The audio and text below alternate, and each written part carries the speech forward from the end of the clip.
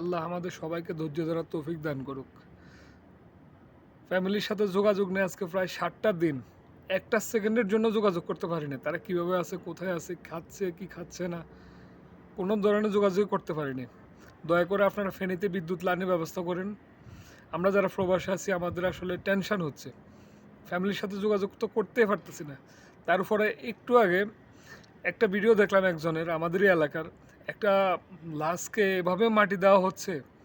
ভাই বিশ্বাস করেন, আগে সিনেমাতে দেখতাম কিংবা গল্পতে পড়েছিলাম, এভাবে যে একটা মানুষের মৃত্যু হয় আর এভাবে যে একটা মানুষকে কবর দেয়, সেটা আমি মানে এই ভিডিওটা না দেখলে কখনো চিন্তা করতে পারতাম না।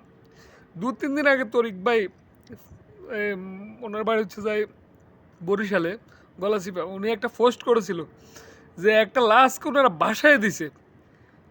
তখনও এতটা মানে ভিতরে এতটা কষ্ট পায়নি, কিন্তু আমাদের এলাকার একটা লাশ এভাবে কবর দিতে দেখে আমার মানে আর নিজেকে ঠিক রাখতে পারিনি, দূরে রাখতে পারিনি।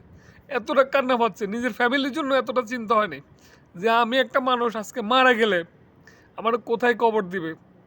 এতগুলো পানি, এই পর্যন্ত পানি, একটা মানুষকে এভাবে ভিতরে বাসিয়ে দিচ্ছে। কালকেও সে মানুষ ছিল, আজকে সে কি লাশ হয়ে গেছে। তার এই মৃতদেহটা কোথায় যাবে, কে রাখবে। তারা একটু আরেকজন দেখলাম ভেলা দিয়ে বাসায় দিয়েছেন। তো আসলে এত কোটি কোটি টাকা দুর্নীতি করে কি হবে, কি হবে? আজকে আপনি মারা যান, কালকে আপনার এই লাশটা কোথায় যাবে? চিন্তা করেন একটাবার, নিজের বিবেক দিয়ে চিন্তা করেন ভাই।